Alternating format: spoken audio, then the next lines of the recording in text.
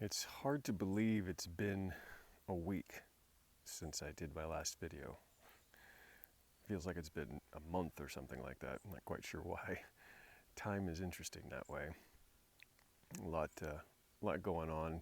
Seems like a lot's going on, felt like personally in some ways, but then mostly it felt like outside, just so many things that I've been reading in the news and all that stuff.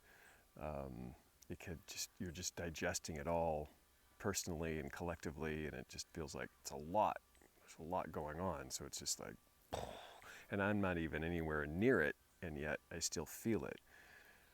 And I think I think that can be attributed to how connected we all are in many ways.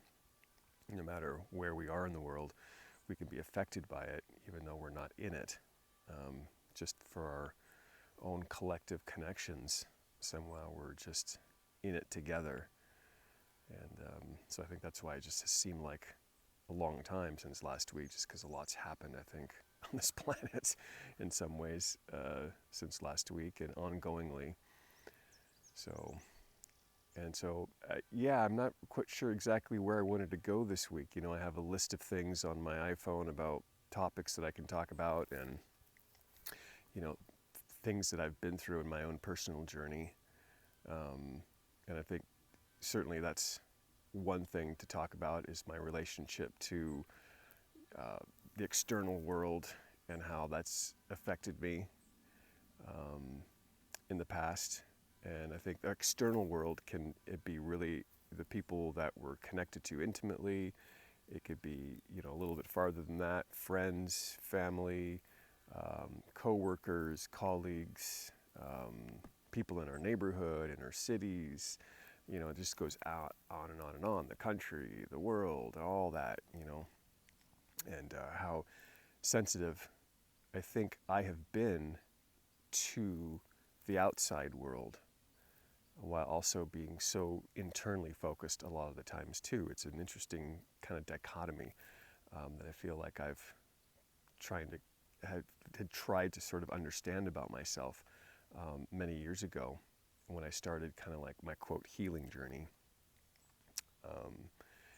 And maybe not quite understanding exactly where I started and the other began, sort of thing, like what was the difference between me and them and me, what was theirs, what was mine.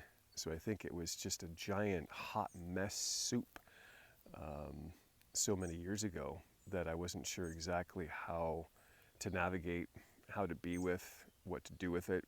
And so I think the only thing that at that time that a part of me knew how to deal with it was through things like alcohol and pornography and some drugs and sports and news, politics, anything that took me outside of myself, as I spoke to last week.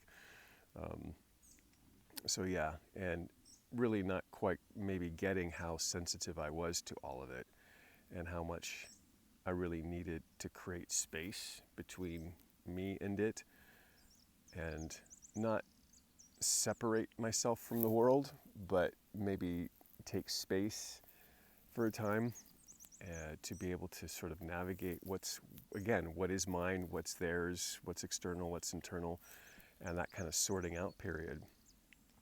And so that's kind of, I think, really what started me on that journey was to sort of see if I could sort that out so that I can be with what's more navigable inside of me, more something that I can actually be with and navigate on my own from self to self first, and to clean the cup sort of thing, and to see what I could do to understand myself and to feel more of this self-worth, self-compassion, self-love inside of myself, so that maybe I can then be in the world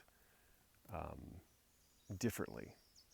I think there's that saying, we're not be in the world but not of the world, sort of thing. But I think sometimes in order to be in the world more effectively and more healthfully, we sometimes, I think, have to pull out of the world in order to be with all the stuff that's swirling in inside.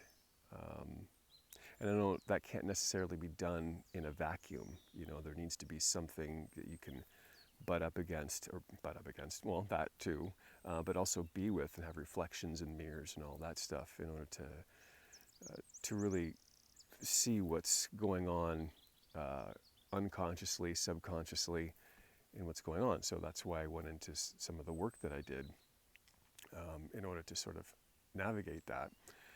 And now, I'm back into a different phase where I'm more in my own space. I don't have a ton of relationship in the moment, and it feels like just another phase, a layer of getting to know myself and what I went through over the past decade in my healing process, and allowing it to sort of trickle in and feel its own wisdom.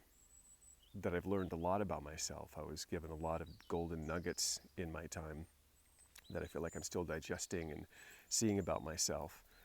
And if, as an example, I'm rewatching my video from last week, and usually in the past I could see a lot of negatives for myself. Like, I look at myself thinking, oh God, that was awful. I look bad. And I had some of that. I could look at my eyes and I'm like, man, dude, you're getting old, man. But also seeing some of the years in my eyes. But so when I see that, and I reflect back on the physicality, and I can see that life exists in the face. All the experiences, all the ways that I've related to myself and to others, and all the turmoils and struggles and joys and pleasures and all these things, all the negative and positives, however you want to interpret that, are all found right here in the face, right? And they leave the lines, they leave the marks of that. And there's a moment where I can feel some of the really struggling, challenging times inside of me where I was at my lowest lows. And I can reflect back on that, not with judgment or shame or guilt or any of that, but just compassion. Feeling compassion for myself, who I was then, who I am now, and really just taking in, like, I like this video. It's actually, this person is saying some interesting things. And so I tried to view it as a kind of a witness unto myself, and to really take that in. Now that may sound a little narcissistic or something, but maybe it's a healthy narcissism, just to be able to view yourself in a healthy way. And like, what are those strengths, and there's still some weaknesses. There's still a lot of things to work on. But can I see myself in totality and still have compassion for myself, and maybe a little bit of respect and some interest and care? That feels really big for me, to be able to have that for myself, because most of my life I feel like I've had this internal struggle of really hating on myself. Like, self-loathing, I think, was a big part of my life's trajectory.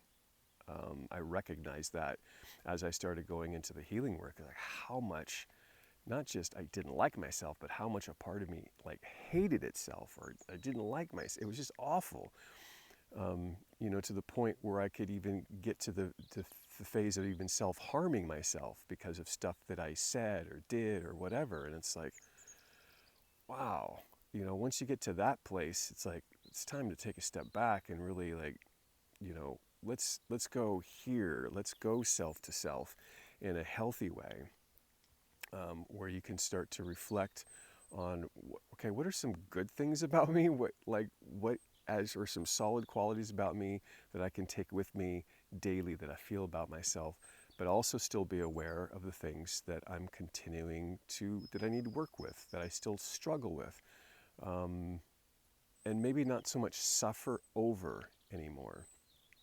I think that's another thing. So not only was there the deep inner criticism and self-loathing that was going on, but also a sense of suffering over that.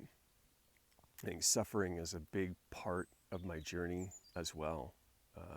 Suffering over trying to be a certain way, suffering over a truth, suffering over my self-perception, suffering over what I should be doing with my life. I mean, all this suffering going on. and realizing that I think there's always going to be a sense of struggle. And not too long ago, I got this feeling between these two words, suffering and struggling. They just felt different to me. Like the suffering has a different energy to it. Struggling has a deep energy to it.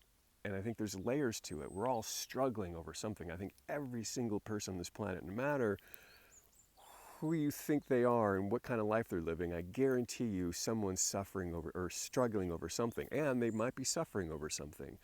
And I think we think that certain people have it all made out, and they don't. I think we all struggle over something. And struggle is a part of our human existence. It's part of each and one of our journeys. Like, what is it that we're particularly struggling with this life? And I think all of us have something particular that we're struggling with.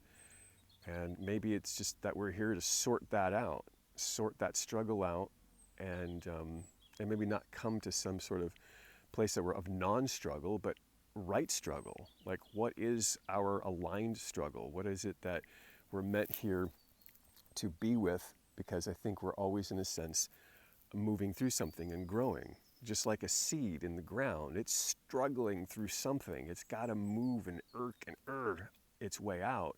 And even when it's out of the ground, it's still struggling. It's looking for the right light. It's trying to find, where it belongs. So I don't think we can remove ourselves from struggle. I think the bigger question is, can we alleviate the suffering over the struggling? And can we find what our right struggle is? And a healthy relationship to struggle to me, is kind of the bigger thing. And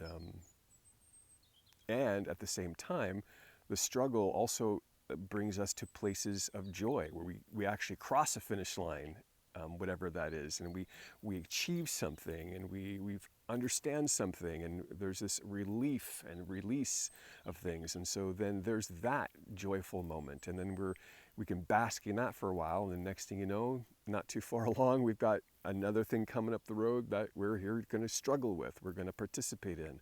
So there's an ongoing thing with struggle and joy and all of it. It's all part of our particular journeys. And what is that for each of us, and how can we get out of the suffering around it, has been one of my biggest things for myself over the past 10 to 12 years, is to really be in a healthy relationship to what we're struggling with, what we're still working on, and also take in what we've accomplished, what has changed, what feels really good now. So that feels like really important to me, and that's what I took out for myself, just recognizing my video last week and looking at myself and seeing how far I've come in one way, and also at the same time knowing what else I'm still having to work on. So I think that's what wanted to come out of me today. And so if there's a relationship to anything about struggling and suffering and self-criticism and self-hate and all that stuff, please, I'm always interested in hearing what your relationship to that is and how you're navigating it.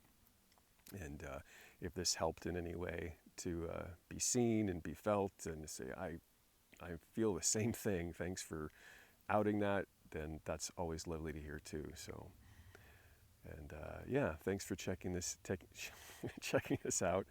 And I look forward to connecting again next week and see what comes up. I know there's a lot that I have on my list that I'd like to talk about, but this one is a big one for me. It's a lifelong one for me, and I'll probably come back to it again, more specifically in my journey. But I just wanted to bring that out generally and to see where that landed with everyone. So anyway, so from my heart to yours, if you're struggling with something, anything all, especially for those people that are in really intense situations right now that are going on in your community, in your neck of the woods, know that I'm sending you prayers and blessings, and hope that you do have the strength and the power to get through this. We all do, and we all need each other in one form or another, whether it's person to person, YouTube video to person, whatever that is. I think we need something that we can know that there's someone there cheering us on, helping us out, supporting us in whatever way we can. So anyway, God bless, and we'll see you next week. Bye.